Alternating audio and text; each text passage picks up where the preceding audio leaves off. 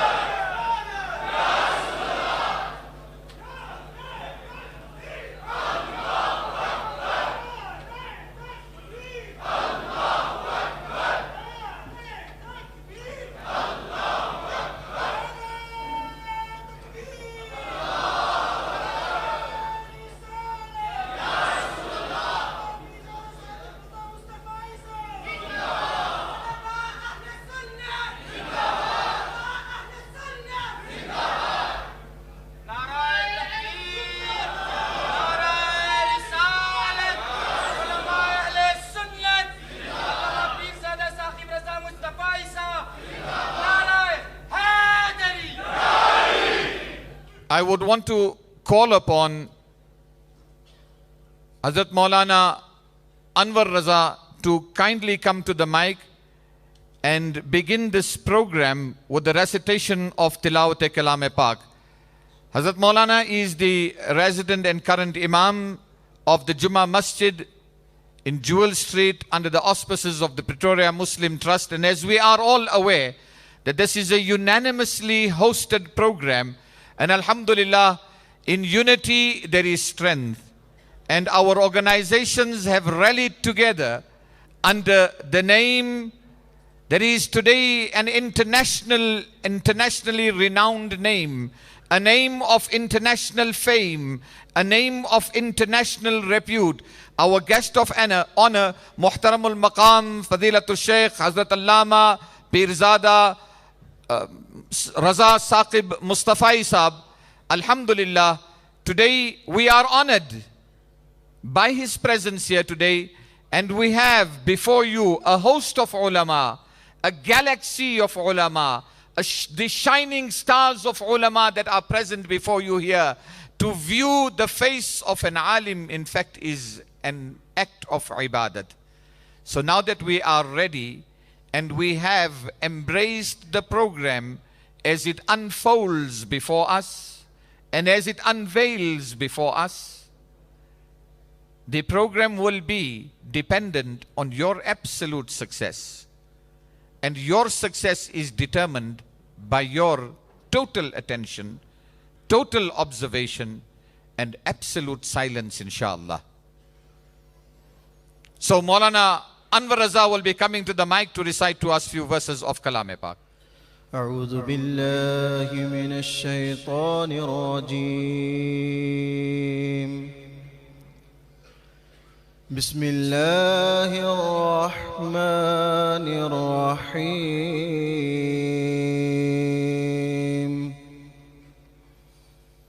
ألم نشرح لك صدرك ووضعنا عنك وزرك الذي أنقض ظهرك ورفعنا لك ذكرك فإن مع العسر يسرا إن مع العسر يسرا فإذا فرغت فانصب وإلى ربك فارغب آمنت بالله صدق الله العظيم. نعت شریف سنانے کے لیے دعوت دینے جا رہا ہوں.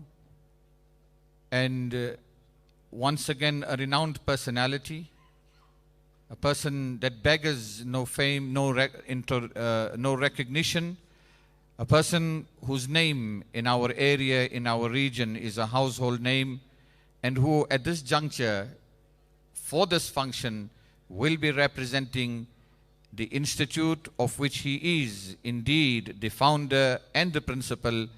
Muhtaram al-Maqam Hazrat Allama Maulana Musa Raza Sahab will be coming here as he represents Imam Ahmad Raza Educational Institute, and he will recite to us few verses of Naat-e Pak. Alhamdulillahi munshil khalqi min adami thumma salatu ala al-mukhtari fil qidami mawlaya salli wa sallim.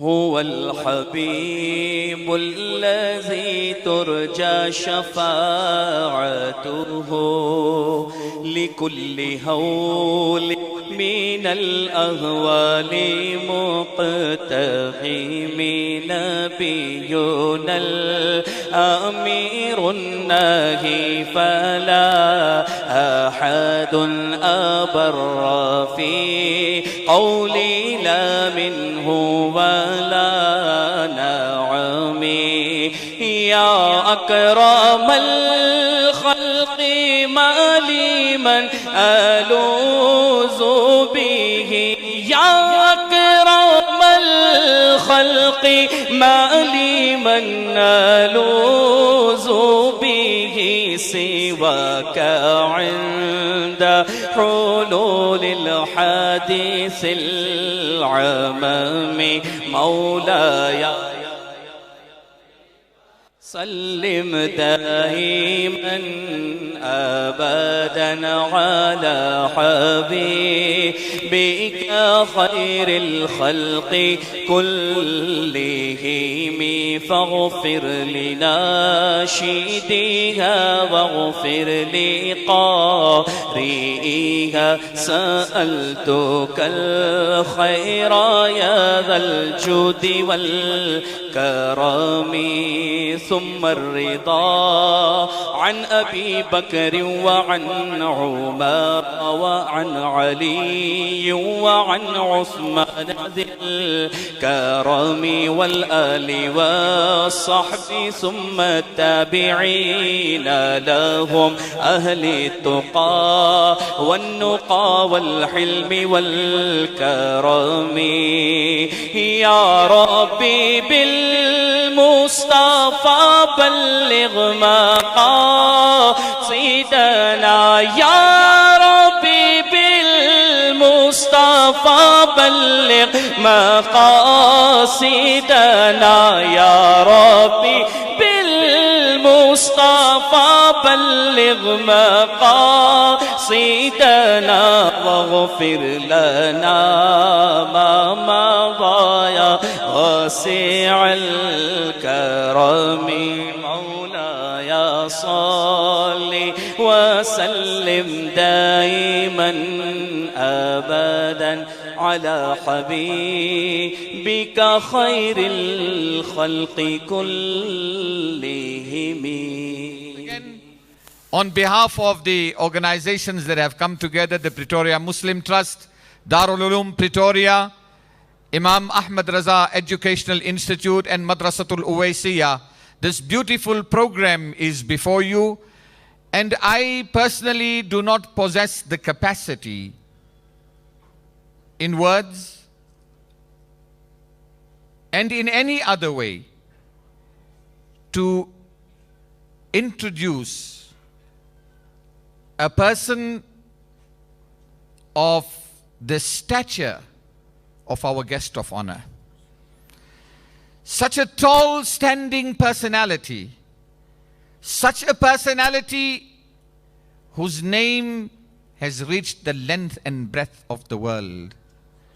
A man who toils hard to take the word of Allah and His Rasul sallallahu ta'ala alayhi wasallam to the furthest corners of the world, who delivers in excess of 70 discourses in 1 month. I don't have the capacity nor do I have the vocabulary, particularly Urdu میں الفاظ کی کمی مجھ میں ہے کہ حضرت کا تعارف صحیح معنوں میں نہیں کر پاؤں گا. So I deem it necessary that His Eminence will be introduced, officially introduced for and on behalf of the organizations as I mentioned here, and one of the senior most alims of the region, Muhtaram al-Maqam Fadilatul Shaykh Hazrat Allama Pir Tariqat Mufti Muhammad Akbar Hazarvi Sahab will be doing the introduction of His Eminence, and thereafter immediately the lecture will start. آپ کا اس طرح joke در joke یہاں آنا محبت اور شوق کا اور عقیدت کا حضرت کے ساتھ اظہار کرنا یہ واضح کر رہا ہے کہ آپ سب حضرت کی شخصیت اور ذات سے بطریق احسن واقف ہیں. یہی کشش آپ کو، یہی جذبہ آپ کو یہاں کھینچ لایا ہے. میں درمیان میں زیادہ اس لیے حال نہیں ہونا چاہتا کہ یہ جو میں ان کے بارے میں کچھ کہوں اس کے بہتر ہے کہ آپ انہی کی زبان سے اپنے رسول کا ذکر سنیں، دین کی باتیں سنیں. ان اشعار پر آپ کے ذوق کی تکمیل کے لیے نگاہ بلند سخن دل نواز و جاں پرسوز، نگاہ بلند سخن دل نواز و جاں پرسوز، یہی ہے رخت سفر میر کارواں کے لیے، یہی ہے رخت سفر میر کارواں کے لیے. ہوا ہے گرچہ تند و تیز مگر چراغ اپنا جلا رہے ہیں، ہوا ہے گرچہ تند و تیز مگر چراغ اپنا جلا رہے ہیں. یہ مرد درویش جنہیں حق نے دیے ہیں انداز خسروانہ. آپ کے لیے خوشخبری ہے، ایک شاعر نے اپنے متعلق کہا، میں آپ سے متعلق کہوں گا، آنے والی نسلیں تم پہ فخر کریں گی اے ہم عصرو، آنے والی نسلیں تم پہ فخر کریں گی اے ہم عصرو، جب انہیں خیال آئے گا کہ تم نے ثاقب رضا کو دیکھا ہے. حمد و تعریف و توصیف اللہ جل مجدہ الکریم کی ذات بابرکات کے لیے، رسول رحمت، شفیع معظم، نبی محتشم، اللہ کے پیارے، امت کے سہارے، رب کے محبوب، دانائے غیوب، مالک رقاب امم، فخر عرب و عجم، والی کون و مکان، سیاہ لا مکان، سید انس و جاں، سرور لالا رخاں، نیر تاباں، سر نشین مہوشاں، ماہ خوباں، شہنشاہ حسینہ، تتمہ دوراں، سر خیل زہرہ جمالاں، جلوہ صبح ازل، نور ذات لم یزل، باعث تکوین عالم، فخر آدم و بنی آدم، نیر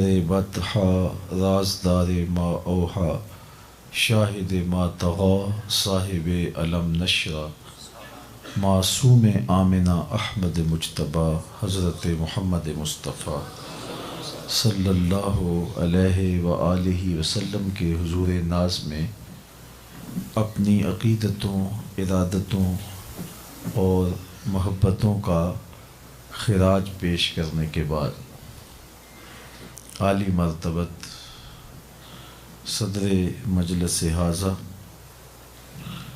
عظیم المرتبت علماء کرام،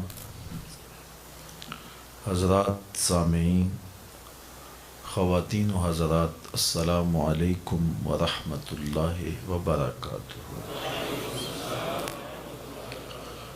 آپ کے یہاں مجھے پہلی مرتبہ حاضر ہونے کا شرف اور موقع نصیب ہوا. میرے لیے یہ خوش بختی ہے کہ اتنے عظیم المرتبت علماء کی کہکشاں میں लब कुशाई का मौका नसीब हो रहा है। अल्लाह जल्ला शानहू मेरी ज़ुबान पर कलिमतुल हक़ जारी करे। मुख्तलिफ़ तंज़ीमात ने मिल कर के आज के इस प्रोग्राम का इनेकाद किया। अल्लाह सबको अजर, बेहतर सिला और अपनी बारगाह में कबूलियत नसीब फरमा। जो जिस ज़ाविये में भी दीन का काम कर रहे हैं, अल्लाह उनके कामों में बरकतें नाज़िल करे और हम सबको कदम से कदम मिला के आगे बढ़ते रहने की तौफ़ीक़ात से माला माल करे। हुज़ूर अलैहिस्सलातु वस्सलाम की मोहब्बत ईमान की जान है, और अगर ये जौहर किसी के सीने में मौजूद नहीं है तो उसके ईमान की खेती सूख चुकी है। जब मोहब्बत होगी तो महबूब का ज़िक्र अच्छा लगेगा, और जब किसी के लबों पे उनका तज़किरा होगा तो रूह को करार मिलेगा।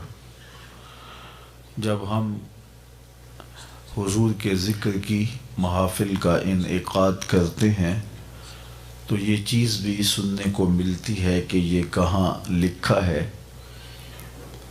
मैं कहा करता हूँ कि क्या ज़िक्र रसूल के लिए भी किसी दलील की ज़रूरत है? कभी ऐसा हुआ है कि फूलों का तज़किरा छिड़ा हो और बुलबुल कहे कहाँ लिखा है? और ये भी नहीं हो सकता कि बात शम्मा की चल रही हो और परवाना दलीलें ढूंढ रहा हो। हज़रत शेख महदी अल-फासी मुतालिउल मुसर्रात शरह दलाइलुल खैरात में लिखते हैं, हुजूर का ज़िक्र सुनकर जिस शख्स के कलेजे में ठंड नहीं पड़ती, उसके सीने में धड़कने वाला दिल किसी मोमिन का दिल ही नहीं है। ये हो ही नहीं सकता कि उनका ज़िक्र हो और करारे जा नसीब ना हो। अहले ईमान तो तस्कीन पाते हैं उनके ज़िक्र से। मेरे शहर के एक पंजाबी शायर हैं, उनका एक शेर याद आया, तेनू सीने दी मैं ठंड आखां, तेनू सीने दी मैं ठंड आखां, शहद गुलाब ते खंड आखां।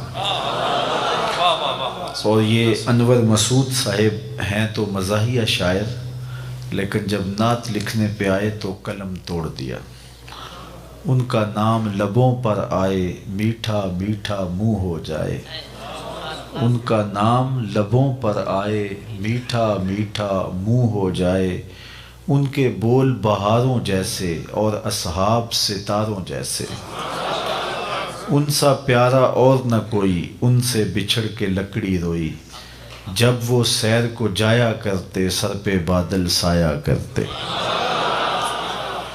तो उनका ज़िक्र, उनकी बातें अहले ईमान को तस्कीन देती है। मुहिब को तज़किराए महबूब तस्कीन देता है। रूमी अलैहिर्रहमा का अंदाज़ तो सादा है लेकिन दिलनशी बड़ा है। वो तमसील से बात समझाने का फ़न जानते हैं। तो इस बहुत बड़ी हकीकत को वो एक तमसील से समझाते हैं। किसी ने मजनू को देखा कि रेत पर लैला लैला लिख रहा है, तो किसी ने रोक के पूछा, ये क्या कर रहे हो? गुफ्त मश्क नाम लैला मी कुनम, खातिरे खुद रा तसल्ली मीद हम। कहने लगा, अपनी महबूबा का नाम लिख लिख के दुखी दिल को तस्कीन दे रहा हूँ। तो रूमी कहते हैं, अगर मजनू को लैला का नाम तस्कीन देता है तो क्या उम्मती को हुजूर का नाम तस्कीन नहीं देता? और मैं तो कहा करता हूँ, मैं खाना सहारा देता है ना जाम सहारा देता है, हमको तो मदीने वाले का एक नाम सहारा देता है। ठंड पड़ जाती है सीने में जब किसी के लबों पे उनका नाम आए। इतना दिल आवेज़ नाम है, इतना मीठा नाम है कि रूह तक ठंडक और बरूदत उतरती है जब लबों पे इस नाम का फुरेरे और इस नाम के तज़किरे आते हैं। सो आज मैं और आप हुजूर का ज़िक्र करने के लिए यहाँ जमा हैं, उनकी मोहब्बत ईमान की जान है और करार रूह है। ये बात तो तय है कि मोहब्बत के बग़ैर ज़िंदगी गुज़र ही नहीं सकती। ये फिर किसी शख्स का इख्तियार है कि वो किससे मोहब्बत करता है। गालिब ने कहा था, गम अगरचे जां गुसिल है, पे क्या बचें कि दिल है। गम इश्क अगर ना होता गम रोज़गार होता। जब सीने में दिल है तो फिर दिल भर भी कोई होगा। जब दिल है तो फिर दिल में किसी का इंतज़ार भी होगा। जब दिल है तो फिर रत जगे भी होंगे, इंतज़ार की घातें भी होंगी, फिर तड़प भी होगी, बेचैनियाँ भी होंगी, इज़्तिराब भी होगा। जब दिल है तो फिर उदासियाँ भी होंगी, दिल है तो फिर किसी के लिए बेचैन होगा। ये हो नहीं सकता कि दिल हो और दिल में दर्द ना हो, चूँकि ये दर्द हासिल है दिल का। हर शय की कोई आबादी है। ये खचाखच लोग आए तो हाल भर गया तो ये अच्छा लग रहा है, लेकिन अगर ख़ाली होता तो ये अजीब सा लगता। हर शय की फूलों, गुलशन की आबादी फूलों से है। रवश रवश पे फूल खिले हों तो गुलशन अच्छा लगता है। तो हर शय की आबादी किसी ना किसी शय से है, लेकिन दिल की आबादी लुट जाना है। कैद में पहुंचा तो हासिल मुझको आज़ादी हुई। इकबाल बोले, कैद में पहुंचा तो हासिल मुझको आज़ादी हुई। दिल के लुट जाने, कैद में पहुंचा तो हासिल मुझको आज़ादी हुई। दिल के लुट जाने से इस घर की आबादी हुई। हर शय लुटती है तो बर्बाद होती है, और ये लुटता है तो आबाद होता है। नखल गिरती है तो ये बरक गिरती है तो ये नखल हरा होता है। तो बरक गिरने से तो नखल जल जाते हैं, लेकिन ये नखल ऐसा है कि बरक गिरती है तो ये हरा होता है। बेचैनियाँ ही इसका हुस्न है, इज़्तिराब ही इसका जमाल है, तड़पना ही इसकी ज़िंदगी है। वो मज़ा दिया तड़प ने मेरी आरज़ू है यारब। वो मज़ा दिया तड़प ने मेरी आरज़ू है यारब। मेरे दोनों पहलुओं में दिले बेकरार होता। ये तो एक पहलू में दिल है और तड़पने का लुत्फ है। अगर दोनों पहलुओं में दिल होता तो फिर क्या होता। और बाहू 4 कदम आगे निकले और बोले, लूं लूं दे मुड़ लख लख चश्मा, एक खोला ते एक कज्जा हूँ। तो इसकी बेचैनियाँ, इसका इज़्तिराब, इसकी तड़प, इसका इल्तिहाब, इसका पेचोताब, यही इसकी ज़िंदगी है। हर शय टूटती है तो बेतौकीर हो जाती है। कितना कीमती फानूस है, लेकिन गिर गया, रेजा रेजा हो गया तो कोडी मोल नहीं रहा। हर शय टूटे तो बेतौकीर होती है। ये जितना टूटता है उतनी कीमत बढ़ती है। तू बचा बचा के न रख इसे, तेरा आईना है वो आईना। तू बचा बचा के न रख इसे, तेरा आईना है वो आईना। कि शिकस्ता हो तो अजीज तर है निगाहे आईना साज में। तो ये जितना टूटेगा उतनी इसकी कदर व कीमत बढ़ेगी। तो जब दिल है तो फिर दिल में कोई बसेगा, दिल में किसी का इंतज़ार होगा, दिल फिर किसी के लिए इल्तिहाब में होगा, पेचोताब में होगा, इज़्तिराब में होगा। फिर रत जगे भी होंगे, सिसकियाँ भी होंगी, आहें भी होंगी, इंतज़ार की घातें भी होंगी। तो फिर एक अजीब जहान आबाद हो जाएगा। तो जब छुटकारा नहीं है कि दिल में किसी को बसाना ही है, तो फिर उसको दिल में बसाओ जिससे दिल लगाओ, तो फिर वो दिल का कदरदान भी हो। मैं सवेर से लेकर शाम तक सफ़र पे ही रहता हूँ। अब मुल्को मुल्क सफ़र में हूँ, कभी शहरों शहर सफ़र में होता हूँ। तो जो बंदा सफ़र में होता है तो उसके तजर्बात भी सफ़र की वजह से फजूल तर होते हैं। तो गाड़ियों के पीछे लिखे हुए जुमले जब हम पढ़ते हैं तो अजीब अजीब कैफियत उससे होती हैं। कुछ उदास कर देते हैं, कुछ दुखी कर देते हैं। कुछ जुमले ऐसे होते हैं कि हम सर पकड़ के बैठ जाते हैं, कुछ सोचने पे मजबूर करते हैं। एक जुमला लिखा होता है गाड़ियों के पीछे, अगर पाकिस्तान में आपका कुछ वक्त गुजरा हो तो लिखा होता है सनम बेवफा। तो मैं अपने दोस्तों को कहता हूँ कि इसका मतलब समझते हो? तो वो कहते हैं जनाब आप बता दीजिए। तो मैं कहता हूँ ये तहरीरी एहतजाज है। اس نے کسی سے پیار کیا ہوگا، پھر بے وفائی کا داغ لیے اب دل کی آگ نکال رہا ہے، صنم بے وفا کہہ کے اپنے اندر کی بھڑاس نکال رہا ہے۔ یہ تحریری احتجاج ہے۔ میں کہتا ہوں صاحب، تو نے دل ہی اسے دیا جس نے تجھے جو ہے وہ چھوڑ دیا، اور آج تو ان حسرتوں کا جنازہ لیے گلی گلی گھوم رہا ہے۔ آج تو میں تجھے ایک چوکھٹ بتاؤں، جو ہاتھ پکڑتے ہیں تو حشر کے دن بھی نہیں چھوڑ۔ تو پیار اس سے کرو جو وفا نبھانے کی ریت جانتا ہو، اس سے پیار نہ کرو کہ بعد میں تم روتے رہو اور سسکیاں بھرتے رہو کہ ہماری بے قدری ہوگی اور ہمارے دل کا کسی حال نہیں پوچھا۔ تو آؤ اس سے پیار جوڑو، اس سے محبت کا ربط قائم کرو، جو ہاتھ پکڑتے ہیں تو حشر کی بھیڑ میں بھی نہیں چھوڑتے۔ ان سے تعلق، ان سے محبت کا ربط، ان سے محبت کا رشتہ جوڑو۔ اچھا، پھر اور باتیں کہ جو محبتیں ہوتی ہیں، وہ غالب نے کہا تھا نا، عشق نے غالب نکمہ کر دیا، ورنہ ہم بھی آدمی تھے کام کے۔ اچھے بھلے آدمی کو محبت مجنوں بنا دیتی ہے۔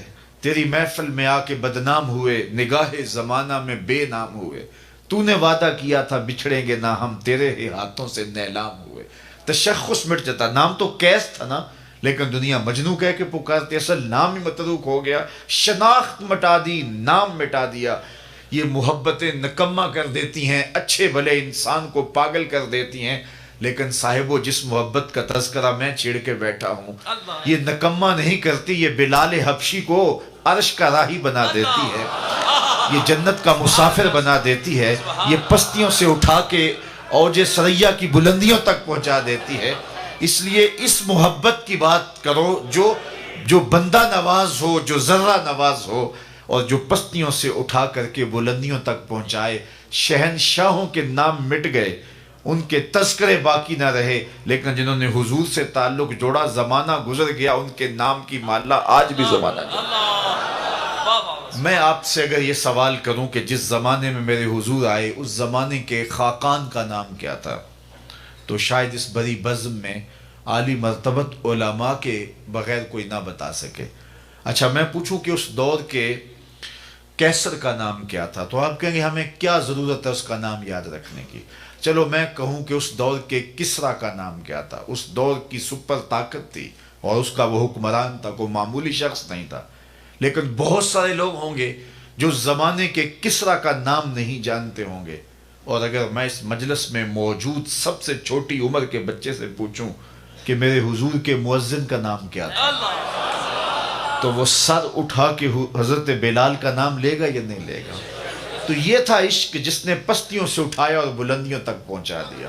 اقبال بھی بولا، اقبال یہ کس کے عشق کا فیض عام ہے، رومی فنا ہوا حبشی کو دوام ہے۔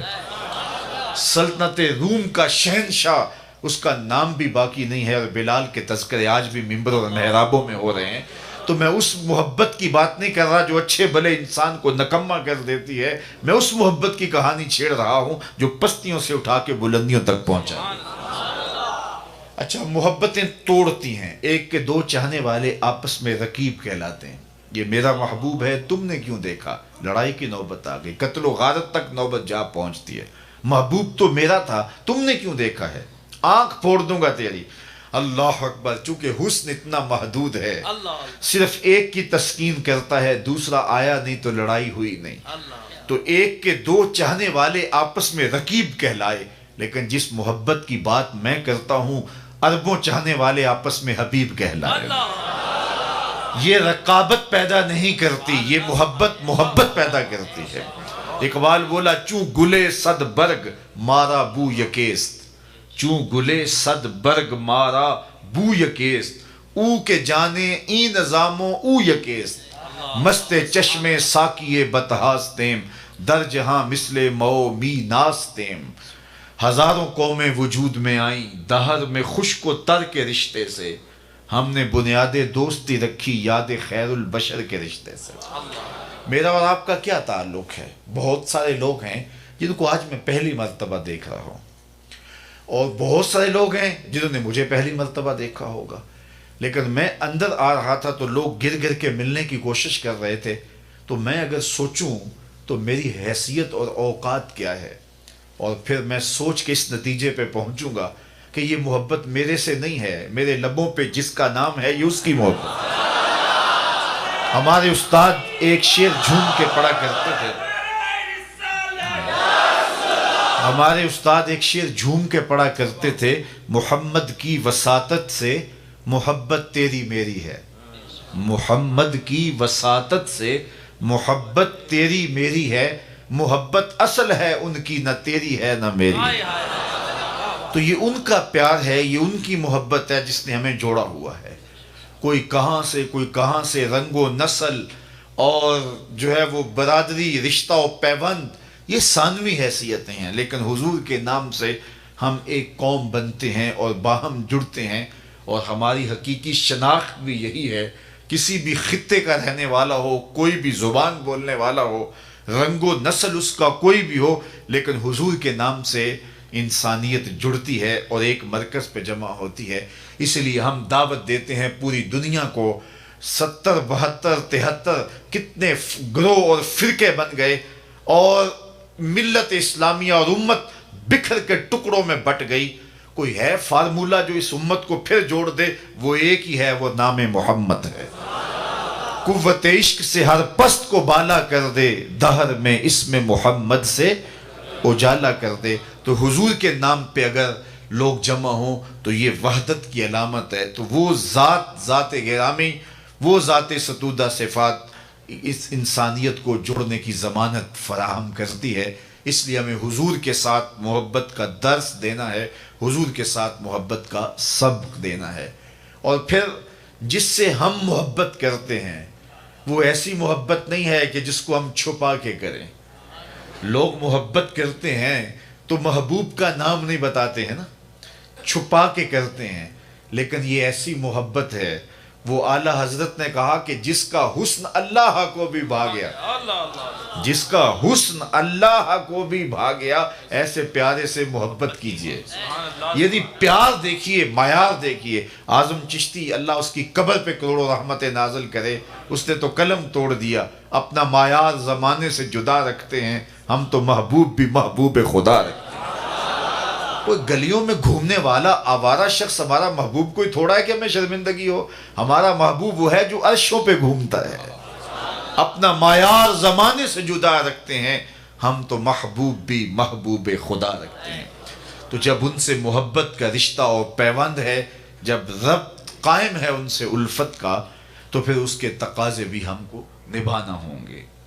کوئی جس سے پیار کرتا ہے تو کثرت سے اس کا ذکر کرتا ہے، اور کثرت ذکر محبت کا تقاضا ہے۔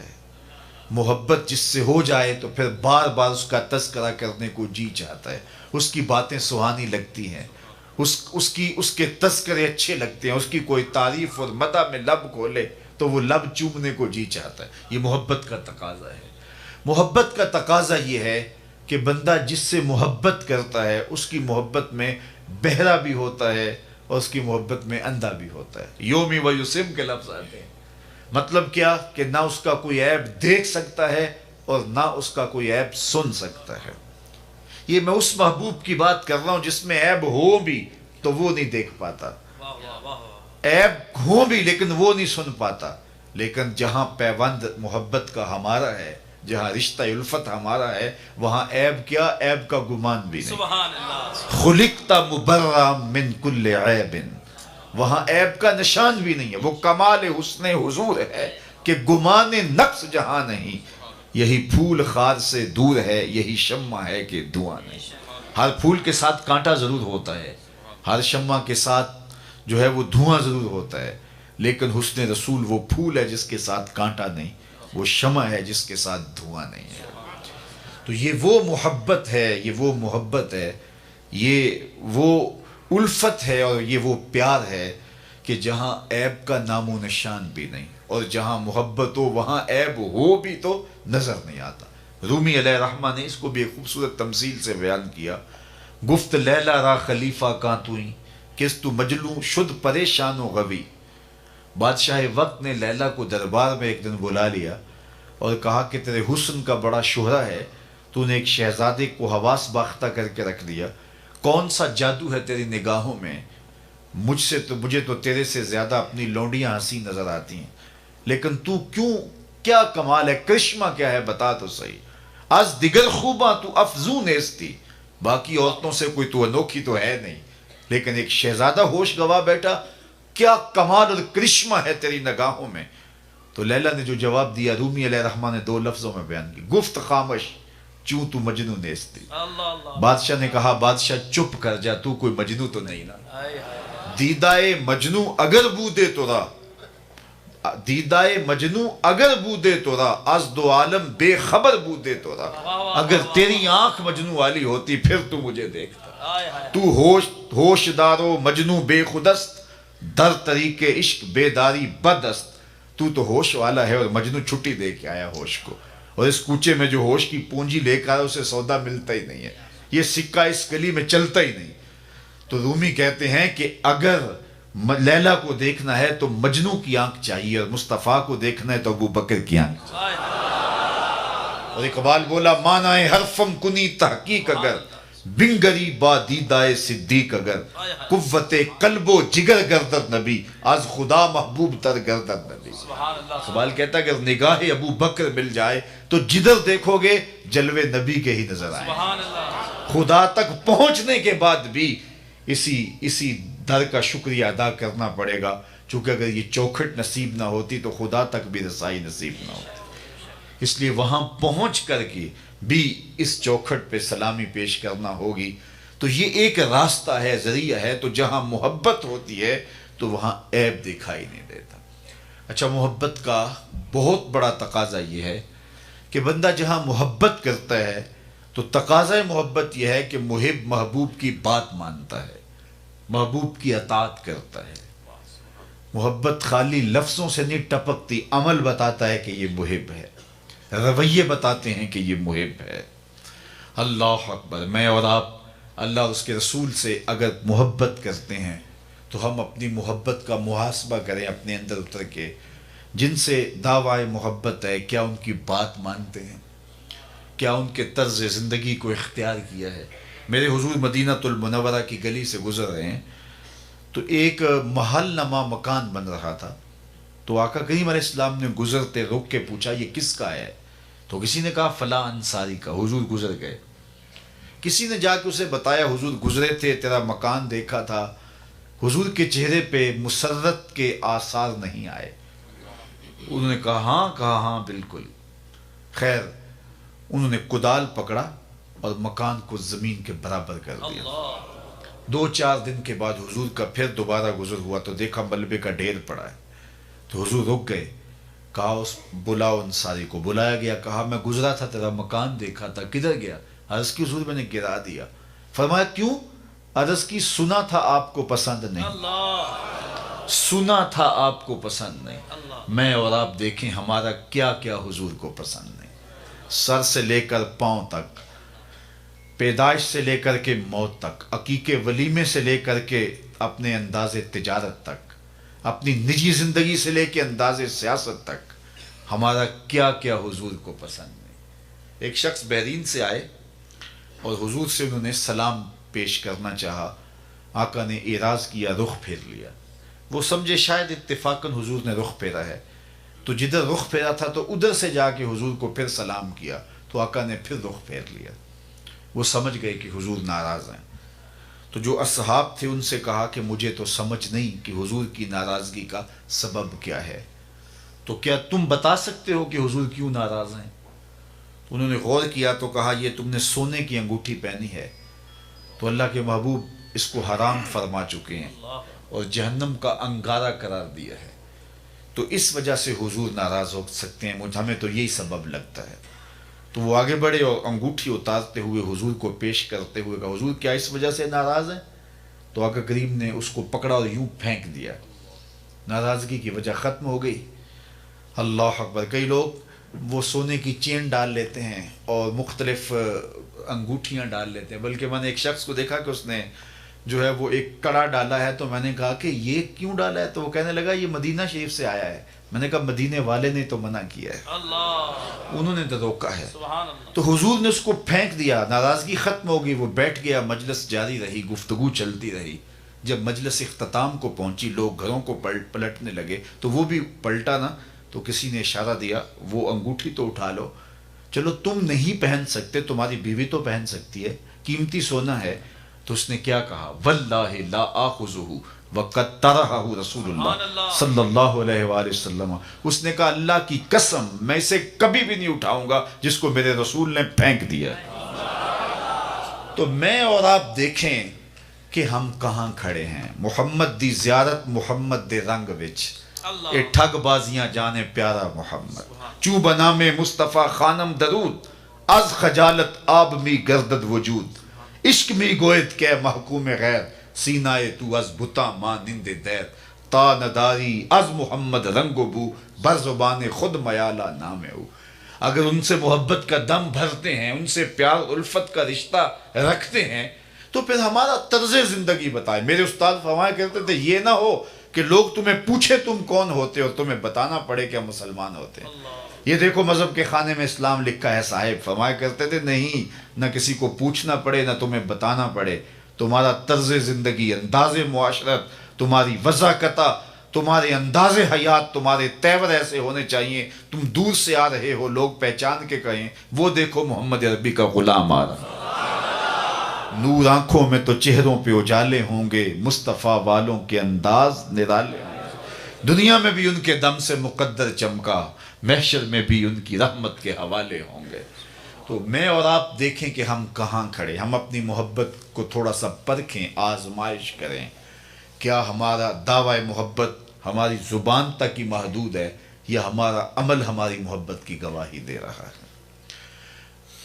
مجالس میلاد منعقد ہوتی ہیں تو جانا آنا رہتا ہے، تو میں دوستوں کو کہتا ہوں کہ یہ جو میلاد کا لفظ ہے یہ تو عربی زبان کا لفظ ہے، تو اس کو اردو میں یوم پیدائش کہتے ہیں اور انگلش والے برتھ ڈے کہتے ہیں۔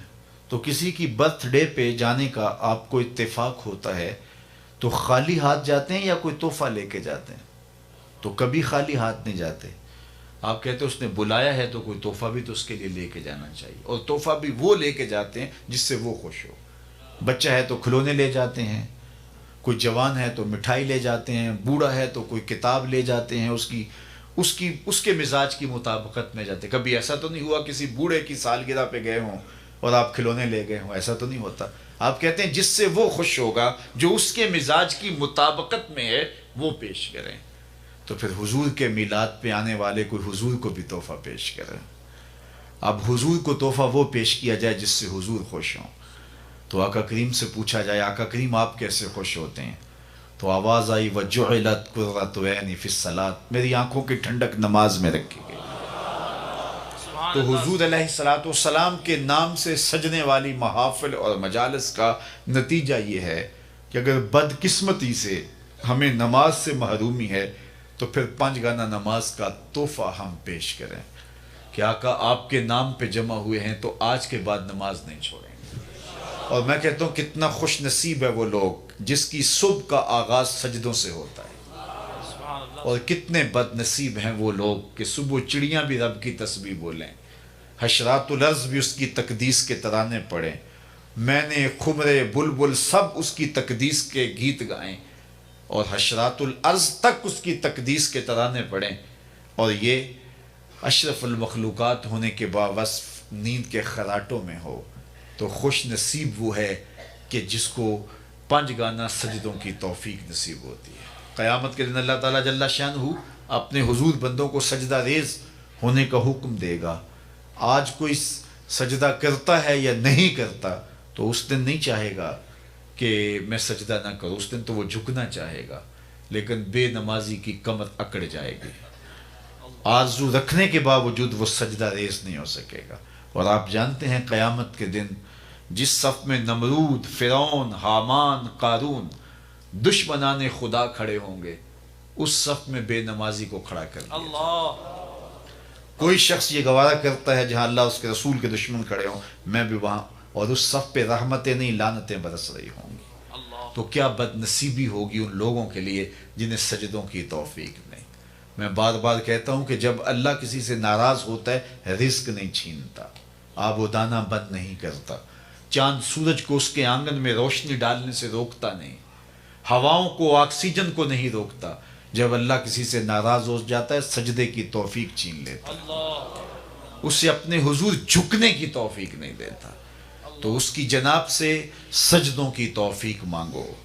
خوش نصیب ہیں وہ لوگ جو اپنی زندگی کو سجدوں سے آباد رکھتے ہیں۔ زندگی آمد برائے بندگی، زندگی بے بندگی شرمندگی۔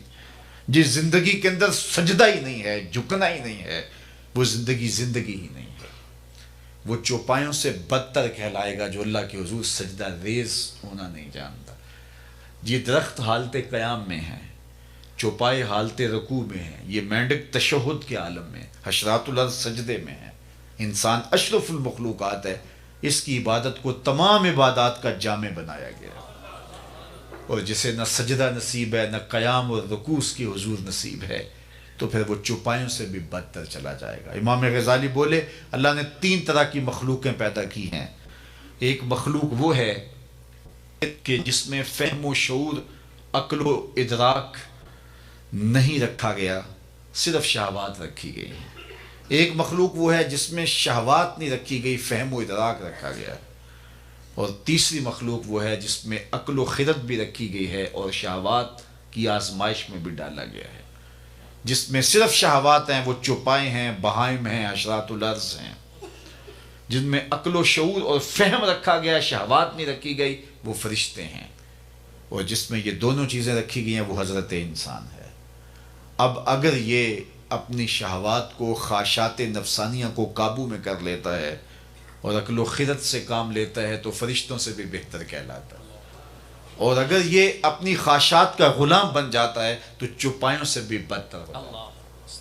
تو ہم اس دو راہے پہ کھڑے، اللہ نے ہمیں بتا دیا، خیر کا رستہ بھی بتا دیا، شر کا رستہ بھی بتا دیا۔ انا ہدیناہ السبیل اما شاکرا و اما کفورا۔ حضرت انسان کو اللہ نے ہدایت سے محروم نہیں رکھا، یہ واضح میں رکھی ہے۔ اس کائنات کا پہلا انسان، پہلا نبی بھی ہے۔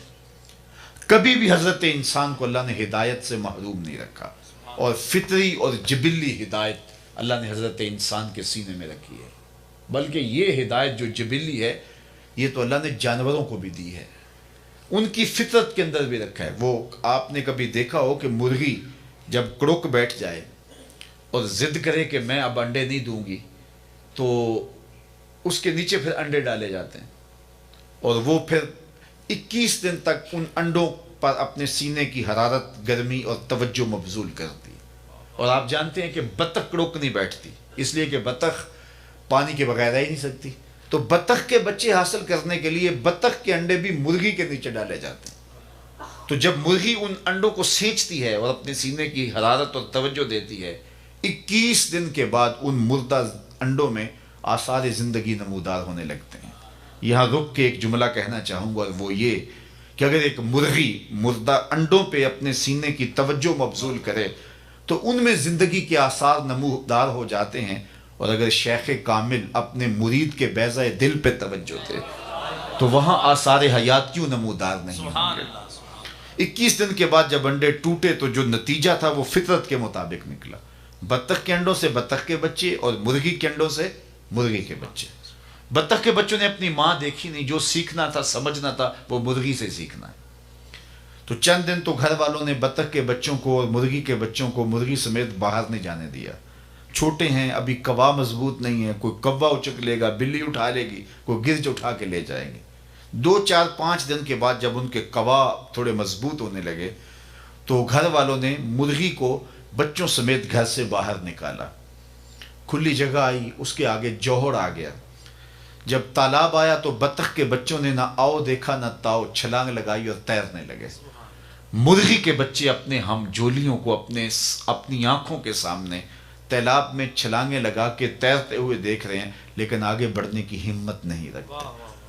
بطخ کے بچوں کو مرغی نے بتایا نہیں، ماں کو انہوں نے دیکھا نہیں، کس نے کہا کہ تم تیرو گے، ڈوبو گے نہیں، یہ بازیچہ ہے تمہارا۔ اور مرغی کے بچوں کے پاؤں کس نے باندھ دیے؟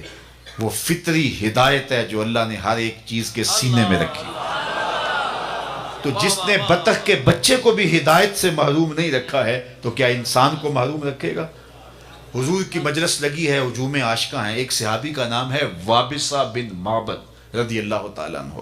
وہ آئے اور بیٹھ گئے. اور آداب مجلس بھی یہی ہیں کہ جہاں جگہ ملے وہاں بیٹھ جاؤ. لوگوں کی گردنیں پھلانگ کر کے آگے آنے سے روکا گیا ہے. صدر مجلس کو اختیار ہے کسی حکمت کے تحت کسی کو آگے بلانا چاہے تو وہ ایک امر آخر ہے. اور جہاں حضور ہوں گے وہاں صدر مجلس کوئی اور تو نہیں ہو سکتا. اب آقا کریم بیٹھے تھے, وابسہ بن معبد آئے اور پیچھے بیٹھ گئے. تو میرے حضور نے کہا ادنو یا وابسہ, وابسہ دور بیٹھے ہو نیڑے آ جاؤ. وہ اٹھے تو قریب آ گئے. حضور نے پھر فرمایا وابسہ اور قریب آ جاؤ. حضرت وابسہ اور قریب آ گئے. تیسری مرتبہ پھر فرمایا وابسہ اور نیڑے آ جاؤ. حضرت وابسہ خود کہتے ہیں میں اپنے مقدر پہ قربان جاؤں, میں اتنا نیڑے ہوا, اتنا قریب ہوا کہ میرے گھٹنے حضور کے گھٹنوں سے چھونے لگے. جب اتنا قریب آ گیا نا تو حضور نے مجھے پوچھا وابسہ کوئی سوال پوچھنے آئے ہو؟ میں نے کہا جی حضور میں سوال پوچھنے آیا ہوں. کہا وابسہ جو پوچھنے آئے ہو پوچھو گے یا بتاؤں کیا پوچھنے آئے ہو؟ لوگ تو ترازو گاڑ کے بیٹھ گئے نا. میں تو کہا کرتا ہوں ڈٹھے ورق قرآن دے پھول سارے, تیری شان جیا نہیں کوئی ہور ڈٹھا. تیری شان دا کرے مقابلہ جیڑا انہوں عاشقاں اصلی چور ڈٹھا. کوئی نور آکھے کوئی بشر آکھے, پیندہ رات دنے ایہو شور ڈٹھا.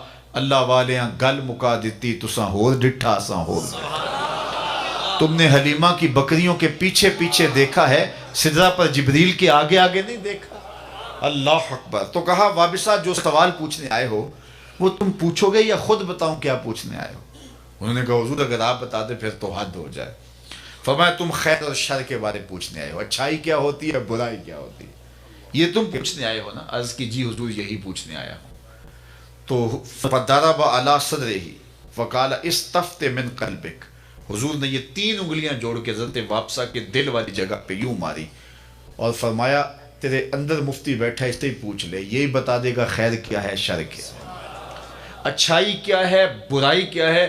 یہ میرے اور آپ کے اندر رکھ دی گئی. ہمارا اگر غلطی کرنے لگے ضمیر گھنٹیاں بجاتا ہے تم غلط کر رہے ہو. کسی کی انچ دبانے لگے, کسی کا حق غصب کرنے لگے, کسی پہ ظلم کرنے لگے تو اندر سے گھنٹیاں بجتی ہیں تم غلط کر. یہ فطری ہدایت ہے. تو اللہ نے حضرت انسان کو ہدایت سے محروم نہیں رکھا ہے, اس کو فطری ہدایت سے نوازا ہے. اب یہ غلط راہوں کا مسافر ہو تو یہ جان بوجھ کے غلط راہوں کا مسافر بنتا ہے. تو یہ ہدایت فطریہ کے تحت اپنی زندگی کو خیر کی راہوں پہ ڈالے اور اچھائی کی راہوں پہ چلے, تو تاکہ زندگی کا حقیقی نور اور زندگی کا حقیقی جمال اسے نصیب ہو. تو زندگی بہت زیادہ ہم گزار چکے ہیں, بقیہ جو زندگی ہے اس کو اللہ اور اس کے رسول کے نام لگا کر کے اپنی آخرت کی بہتری کا ہمیں سوچنا چاہیے. آج موقع ہے, کل نہیں ہوگا. وقت پر کافی ہے ایک قطرہ بھی آب خوش ہنگام کا, جل گیا جب کھیت برسا می تو پھر کس کام کا. کل کا پچھتاوا سوائے حسرت بڑھانے کے اور کچھ نہیں ہوگا, اور آج کا پچھتاوا کل کی بہتری کی ضمانت ہو سکتا ہے. وہ ایک فقیر تھا, بازار میں کھڑا رو رہا تھا, تو کسی نے گزرتے ہوئے روک کے کہا بابا کیا مسئلہ ہے, کسی نے مارا ہے, تنگ کیا ہے, کیوں رو رہے ہو؟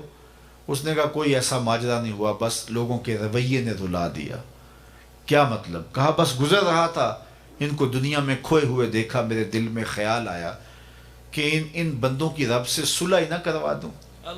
تو کہا پھر کیا ہوا؟ کہا پھر میں نے اس سے بات کی, آواز آئی لے آ میری چوکھٹ پہ, ایک آنسو سے سارے گناہ مٹا دوں گا. میں بڑا خوش ہوا, کام بن گیا. خوشی خوشی آ کے ان کو بتایا, یہ الٹا میرا مذاق اڑانے لگے. جا جا کے کام کر بابا, تجھے کیا پتا, بچے, کاروبار, زندگی, ہر وقت تم اسی بات میں لگے, جاؤ کام کرو. کہا وہ تو مان گیا تھا, یہی نہیں مانے, اور مجھے ان کے رویے پہ رونا آ رہا ہے, ان کی قسمت پہ رونا آ رہا ہے. اللہ اکبر. اگلے دن وہ شخص دوبارہ گزرا نا, تو قبرستان کے کنارے سے گزرا تو بابا قبرستان میں کھڑا رو رہا تھا. وہ پھر رک گیا. کہا بابا کبھی بازاروں میں روتا ہے, کبھی قبرستانوں میں روتا ہے, آج کیا ہوا؟ کہا میری کہانی کل والی ہے. کہا کیا مطلب؟ کہا کل ان سے مایوس ہو گیا تھا تو آج ادھر آ گیا, میرا خیال ہی ہوا ان قبرستان والوں کی رب کی صلح کروا دوں. اس نے بڑی دلچسپی سے کہا پھر آج کیا بنا؟ کہا آج یہ مان گئے وہ نہیں مانتا, کل وہ مانتا تھا وہ نہیں مانے, آج یہ مانتے ہیں وہ نہیں مانتا. تو آج ہم مان لیں تو وہ تو آمادہ ہے ماننے پہ, وہ تو ایک آنسو سے سارے دفتر بدیوں کے دھو ڈالے.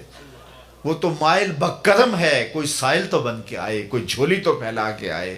التائب من الذنب کمن لا ذنب لہ، گناہ سے توبہ کرنے والا ایسا ہے جس طرح اس کے دامن پہ گناہ کا ایک دھبا بھی نہ ہو۔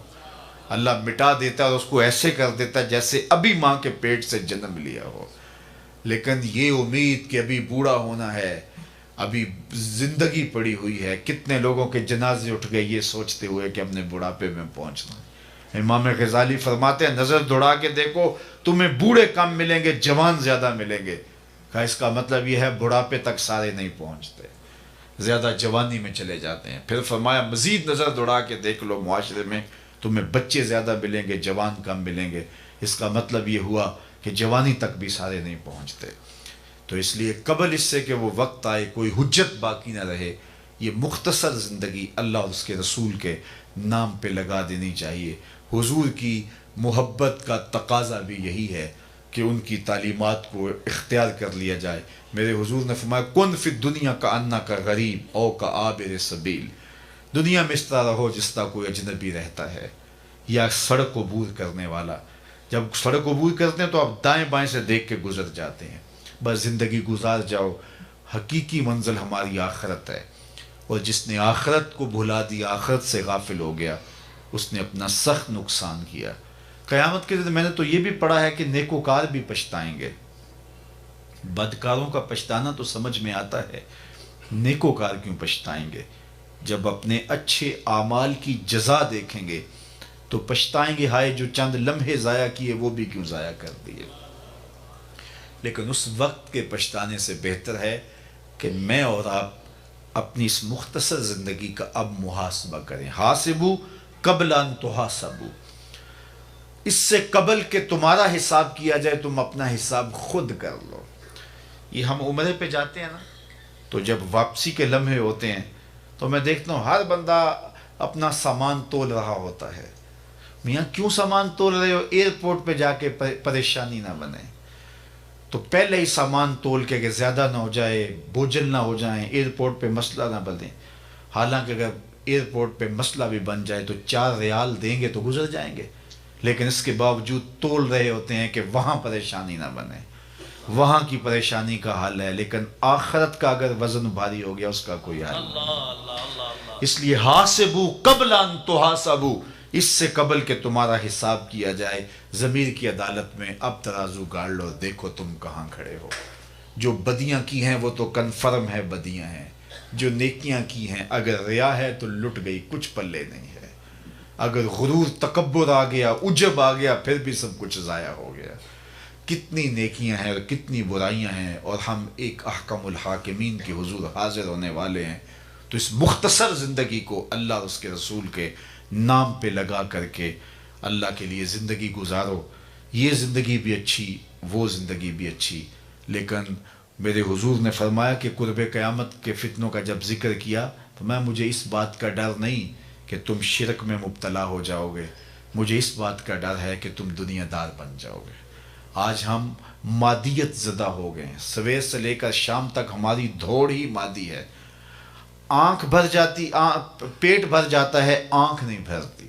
شیخ سعدی فرماتے ہیں کہ آنکھ کو یا تو پھر صبر اور قناعت بھرتا ہے یا پھر قبر کی مٹی بھرے گی۔ اور رومی بولے کوزائے چشم حریصاں پر نشد، تا صدف کانے نشد پر در نشد۔ حریص کی آنکھ کا پیالہ نہیں بھرتا۔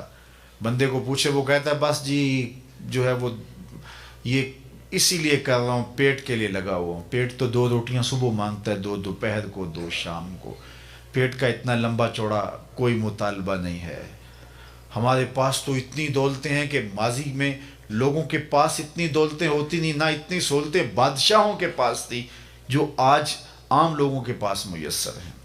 مجھے اچھی طرح یاد ہے آج سے 35 سال پہلے لوگوں کے پاس 1 یا 2 جوڑے ہوا کرتے تھے، اور شادی پہ لوگ کسی دوست سے کوئی جوتا مانگ کر کے لے کے جایا کرتے تھے۔ لیکن اس کے باوجود جب کسی سے پوچھتے تھے سناؤ کیا حال ہے، تو وہ لمبا ہاتھ کر کے کہتا تھا اللہ کا شکر ہے، تو اس کے لہجے سے شکر ٹپکتا تھا۔ اور آج کسی خوشحال سے بھی پوچھ لیں کہ جس کے اتنے لباس ہیں کہ بدلنے کی باری نہیں آتی، موسم گزر جاتا ہے، اور اسے پتہ نہیں کہ اس کے پاس دولت کتنی ہے، تو اسے پوچھا جائے کیا حال ہے تو وہ کہتا ہے ٹھیک ہے، گزر اوقات ہو ہی رہی ہے۔ ناشکری پھیل گئی، اللہ اکبر۔ تو میں ایک دن گزر رہا تھا راستے سے، تو بچے غباروں سے کھیل رہے تھے، تو غبارہ پھوڑتے نا جب، تو پھر وہ کہہ کے لگاتے، ہنستے، تو میں رک گیا اور مجھے اپنے بچپن کی کہانیاں یاد آنے لگی، لوٹ گیا نا اپنے بچپن کی طرح۔ وہ کیا کسی نے کہا کہ یہ دولت بھی لے لو، یہ شہرت بھی لے لو، بھلے چھین لو مجھ سے میری جوانی، مگر مجھ کو لوٹا دو بچپن کا ساون، وہ کاغذ کی کشتی، وہ بارش کا پانی۔ وہ کیسا زمانہ ہوتا ہے۔ اقبال نے کہا تھا جنبش زنجیر در سے لطف آتا تھا مجھے، کوئی کنڈی بھی ہلا دے تو مزہ آتا تھا۔ تو وہ بچے غبارے پھوڑ رہے تھے اور کہہ کے لگاتے تھے، ہنستے تھے، میں ایک جانب کھڑا ہو کے منظر دیکھنے لگا، پھر چل دیا۔ تو میرا ساتھی کہنے لگا کہ یہ آپ دیکھنے لگے، وہ مجھ سے کچھ سننا چاہ رہا تھا۔ تو میں نے کہا کہ یہ غبارہ پھوڑتے ہیں تو خوش ہوتے ہیں، ہمارا غبارہ پھٹ جاتا تھا تو ہم روتے تھے، چونکہ غبارہ ہی ایک ہوتا تھا، غبارہ ٹوٹ گیا تو کھیل ہی ساری ختم ہو گئی۔ تو اب ان کے پاس اتنے غبارے ہیں کہ بار بار غبارے پھوڑتے ہیں اور خوش ہوتے ہیں، اور ہمارے پاس غبارہ ہی ایک ہوتا تھا۔ کہاں وہ زمانہ اور کہاں یہ وقت، لیکن اس وقت شکر تھا، اور آج اتنا کچھ ہونے کے باوجود شکر کی دولت لٹ گئی۔ صاحبو، سکون باہر سے نہیں آتا، دولت کی کثرت سے نہیں آتا، لمبی گاڑیوں سے نہیں ملتا، خوبصورت عورتوں کے پہلو میں نہیں ملتا، سکون کے سوتے اندر سے پھوٹتے ہیں، اندر سے تسکین کے سوتے پھوٹتے ہیں۔ اور جب اندر کے منابع ہی بند ہو گئے، جب اندر کے سوتے ہی بند ہو گئے، تو جو مرضی کر لو سکون اور طمانینت کبھی بھی نصیب نہیں ہوگا۔ اور وہ اللہ نے فرمایا الا بذکر اللہ تطمئن القلوب، آؤ اگر تم چاہتے ہو کہ تمہارے دلوں کو قرار ملے تو رب کا نام جپنا شروع کرو۔ تو ہم سمجھتے ہیں کہ اتنی ہو جائے گی تو سکون مل جائے گا، وہاں جا کے دیکھتے ہیں کھڑے ہو کے سکون نہیں ملتا، پھر آگے دیکھتے ہیں، ساری زندگی اس کولو کے بیل کی طرح جتے ہوئے اور زندگی گزار رہے ہیں۔ زندگی کتنی قیمتی تھی یار، جوانی کتنی اہم تھی، کیا لطف ہوتا اگر سحری کے وقت مصلے پہ کھڑے ہو کے آنسو بہاتے، کیا لطف ہوتا اس جوانی کو اس امت کے لیے گزارتے، رسول اللہ کے دین کے لیے بسر کرتے، لیکن مجنوں بن کے چوکوں اور گلیوں میں گزار دیا اور ڈھونڈتے رہے، سکون کی تلاش میں لگے رہے، ساری زندگی برباد ہو گئی، سکون کا ایک ذرہ بھی نہیں ملا۔ سکون باہر سے نہیں ملتا، سکون اندر سے ملتا ہے۔ اس لیے آئیے اپنے آپ کو اللہ اور اس کے رسول کے نام لگا دیں، پھر دیکھنا زندگی بن کے سامنے آتی ہے کہ نہیں آتی۔ نہیں تو زندگی سوائے شرمندگی کے اور کچھ نہیں۔ دنیا کی زندگی بھی برباد ہوئی اور آخرت بھی برباد کر بیٹھے، لیکن اگر اپنی زندگی ان کے نام لگائیں تو پھر یہ زندگی بھی خوشحال اور وہ زندگی بھی خوشحال۔ پوچھنا ہے تو بلال حبشی سے پوچھ لو، اس غربت میں کتنا لطف آتا تھا، اور پتھر کھانے میں اور چکی پیسنے میں کتنا سرور آتا تھا، اور کتنا لطف نصیب ہوتا تھا کوڑے کھا کر کے۔ اور آخرت کی موجیں تو الگ ہیں۔ اس لیے ہم اس مختصر زندگی کو اللہ اور اس کے رسول کے نام لگا دیں گے تو زندگی گزارنے کا سود آئے گا، ورنہ زندگی گزر نہیں رہی، زندگی کٹ رہی ہے۔ وہ ساغر نے کہا تھا نا کہ عمر کاٹی ہے جبر مسلسل کی طرح، جانے کس جرم کی پائی ہے سزا یاد نہیں۔ آج ہر بندہ جبر مسلسل کی طرح زندگی کاٹ رہا ہے، ہر بندہ جو ہے وہ کولو کا بیل بنا ہوا ہے، ہر وقت سویر سے لے کر شام تک یہ بنا لو، یہ گھر بنا لو، یہ بینک بیلنس بنا لو، یہ مارکیٹیں، یہ پلازے، یہ بنا لو، ہر وقت جتا ہوا ہے، اپنے آپ کو کس طرح مصروف رکھا ہے، لیکن کہیں بھی سکون اور طمانینت نصیب نہیں ہے۔ اور پھر جب موت آتی ہے سب کچھ پڑے کا پڑا رہ جاتا ہے۔ یہ آپ جس طرح کا بھی لباس پہنے، عربی پہنے، عجمی پہنے، مشرقی پہنے، مغربی پہنے، 5 6 جیبیں ہوتی ہیں، ایک ہی لباس ہے جس پہ کوئی جیب نہیں اور وہ کفن ہے۔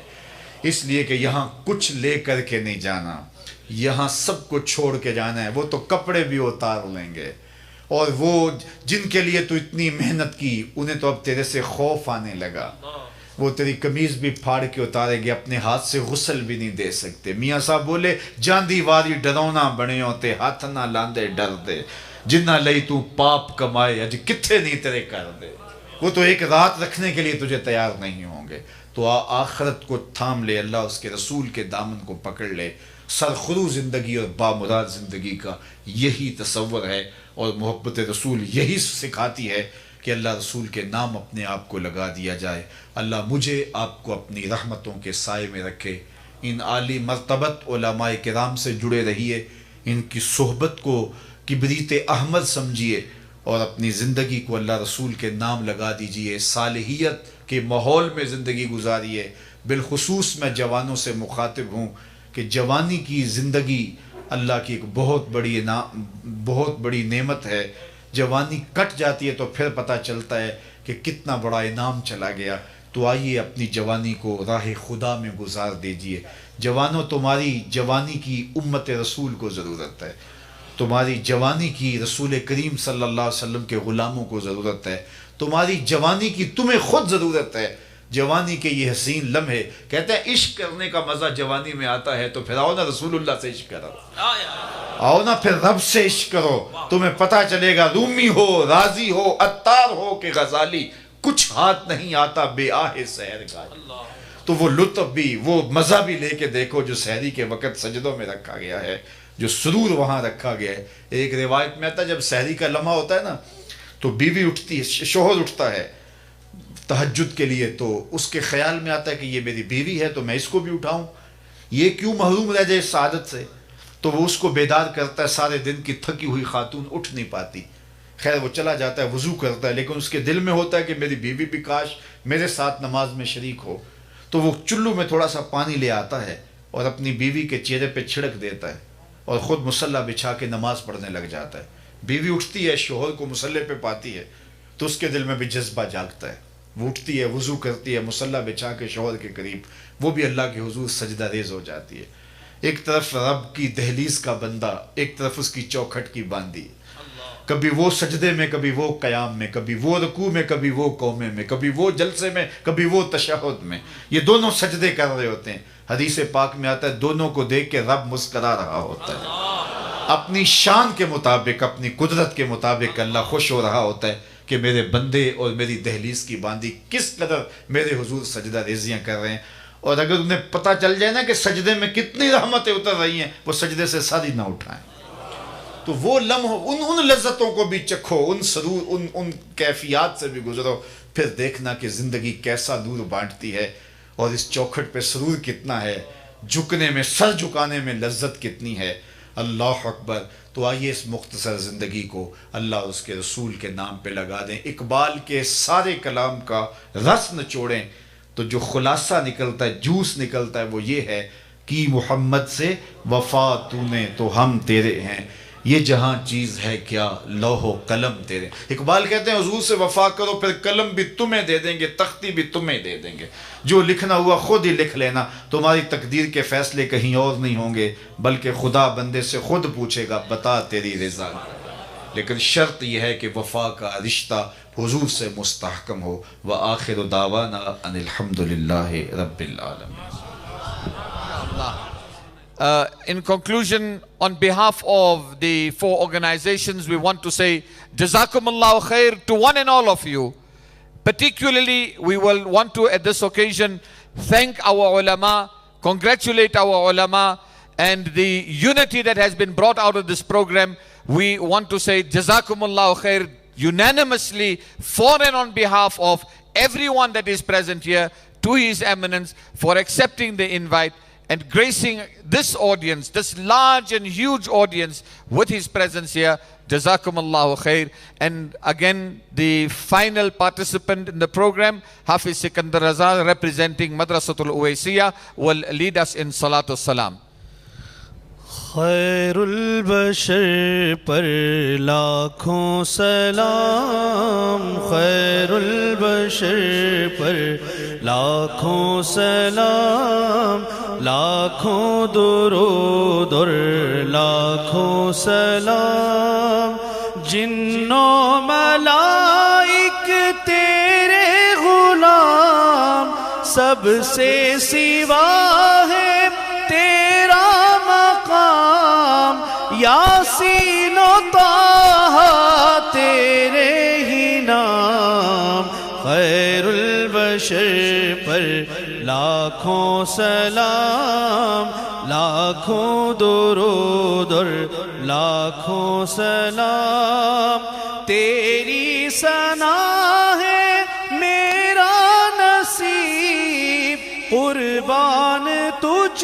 پر جانے ادیب، تجھ پر تصدق عالم تمام، خیر البشر پر لاکھوں سلام، لاکھوں درود اور لاکھوں سلام۔ الفاتحہ۔ الامر فوق الادب کے تحت صرف میں اتنا آپ سے کہتا ہوں، حضرت فرماتے ہیں کہ میں دعا کروں آپ کی موجودگی میں، میرے لیے سعادت ہوگی کہ حضرت ہی دعا کریں اور ان کی دعا پر ہم سب آمین کہیں گے۔ دعا کا ماحول اور کیفیت بنانے کے لیے ایک بار سورہ فاتحہ اور 3 بار سورہ اخلاص کی تلاوت فرمائیں، اور پھر قبلہ حضرت صاحب کی دعا پر ہم آمین کہنے کی سعادت حاصل کریں گے۔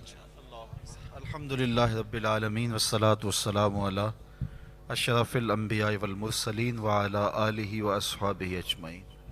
اللہم یا رب بجاہ نبیک المصطفیٰ ورسولک المرتضی طہر قلوبنا من کل وصف وباعدنا عن مشاہدتک ومحبتک وامتنا لسنت والجماعت والشوق الى لقائک یا ذی الجلال والاکرام۔ اللہم اغفر ذنوبنا واستر عیوبنا وقلب قلوبنا ونور قبورنا وسہل مرادنا ویسر امورنا۔ اللہم اغفر لنا ولوالدینا ولمشائخنا ولاساتذتنا ولتلامذتنا ولمن لہ حق علینا ولجمیع امت سید الانبیاء والمرسلین۔ اے اللہ، آج کی اس بابرکت محفل نور کا ایک ایک لمحہ قبول فرما، جتنے لوگ آئے ہیں سب کو برکتوں سے مالا مال فرما، کوئی ایک شخص بھی خالی ہاتھ نہ لوٹے۔ اے اللہ، ان کے گھروں میں واپس پلٹنے سے پہلے پہلے اس اجتماع کی برکتیں ان کے گھروں تک پہنچا دیں۔ اتنے لوگوں کی تڑپتی آمین کے ساتھ تیری بارگاہ میں دعا ہے، ہم سب کا خاتمہ ایمان پہ ہو، زندگی اسلام پر، موت ایمان پر۔ اے اللہ، امت کو کھویا ہوا مقام دے دے، عظمت رفتہ رفعت پارینہ بخش دے، بھٹکے ہوئے آہو کو پھر سوئے حرم لے چل، اس شہر کے خوگر کو پھر وسعت صحرا دے۔ میں بلبل نالا ہوں اس اجڑے گلستاں کا، تاثیر کا سائل ہوں محتاج کو داتا دے۔ اللہم اید الاسلام والمسلمین، اللہم اعز الاسلام والمسلمین۔ اے اللہ، ان عالی مرتبت علماء مشائخ کا سایہ دیر تک باقی اور سلامت فرمانا۔ جو کام یہاں ہو رہا ہے اللہ، اس کی برکتیں انہیں نصیب فرما۔ آپ سب کے لیے دعا ہے اللہ، ہم سب کو دنیا آخرت کی بہتریاں نصیب فرما، ہر خیر ہماری جھولیوں میں ڈال دیں، ہر اچھائی ہمارا مقسوم کرنا، جو کہا گیا قابل عمل چیزوں پر توفیق عمل عطا کر دینا، راہ دین پہ چلنا ہمارے لیے آسان کر دینا، شیطان کے مکر و فریب سے ہم سب کی حفاظت فرما، رزق حلال، رزق وسیع، رزق سہل، رزق مبارک اور رزق فراواں عطا کرنا، حرام کے ایک لقمے سے بھی محفوظ رکھنا، سوچوں خیالوں کی پاکیزگی دینا، اٹھے ہوئے ہاتھ خالی نہ موڑے جائیں، پھیلی ہوئی جھولیاں رحمتوں سے بھر دی جائیں، بے اولادوں کی گودیاں اولاد سے ہری کر دی جائیں، انہیں اولاد نرینہ بھی دے دے، اولاد مادینہ بھی دے دے۔ اے اللہ، جو والدین اپنے بچوں، بیٹوں، بیٹیوں کے لیے اچھے رشتوں کے لیے سرگرداں ہیں، انہیں صالح اسباب مہیا فرما۔ اے اللہ، جو بچیاں سسرال میں دکھی ہیں انہیں سکھ نصیب فرما، جن کی اس دواجی زندگی میں تلخیاں ہیں اپنے کرم سے دور فرما دے۔ آج کے اجتماع میں دام دھر میں سخنیں جس طرح بن پڑا، جو بھی شریک ہوا، جس نے انتظام و انصرام کیے، جو تشریف لائے، عالی مرتبت شخصیات نے سرپرستی کی، سب کو جزائے خیر عطا فرما دے۔ اللہ، ہر خیر ہر بلائی ہماری جھولیوں میں ڈال دے۔ وصلی اللہ تعالی علی النبی الامین وعلی آلہ واصحابہ اجمعین برحمتک یا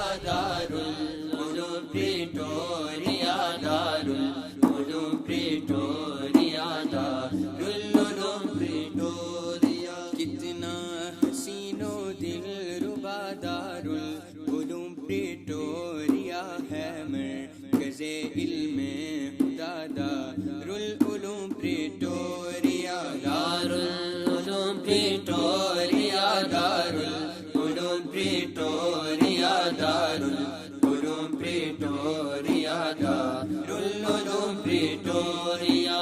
عرش بری پر آفتاب تاروں میں مثل ماہتاب، سب کچھ اس طرح لگنے لگا، دارالعلوم پریٹوریا، دارالعلوم